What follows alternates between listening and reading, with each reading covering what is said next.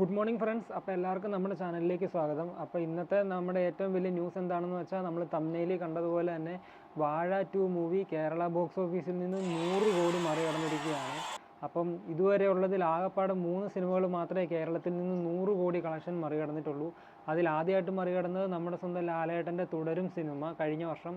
അതിനുശേഷം ഇൻഡസ്ട്രീറ്റ് അടിച്ച ലോക.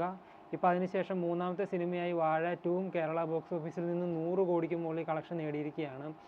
വാഴ 2വിൻ്റെ പ്രത്യേകത എന്താണെന്ന് വെച്ചാൽ, ഇതിനകത്ത് വലിയ സ്റ്റാർ കാസ്റ്റോ വലിയ ബഡ്ജറ്റോ വലിയ ഹൈപ്പോ അങ്ങനെയൊന്നും ഇല്ലാത്തൊരു സിനിമ, ഒരു സാധാരണ സിനിമയായിരുന്നു.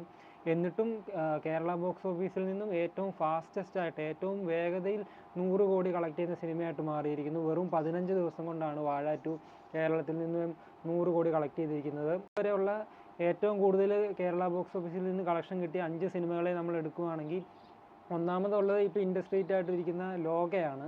121 കോടി 90 ലക്ഷം രൂപയാണ് ഫൈനൽ കളക്ഷൻ കേരളത്തിൽ നിന്ന് മാത്രം.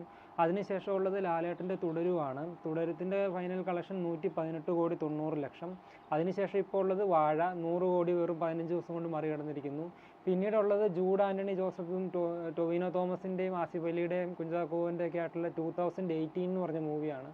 അത് ഇറങ്ങിയ സമയത്ത് ഇൻഡസ്ട്രീറ്റ് ആയിരുന്നു. അതിൻ്റെ Kerala box office final collection വന്നത് 89 കോടി 65 ലക്ഷം രൂപയാണ്.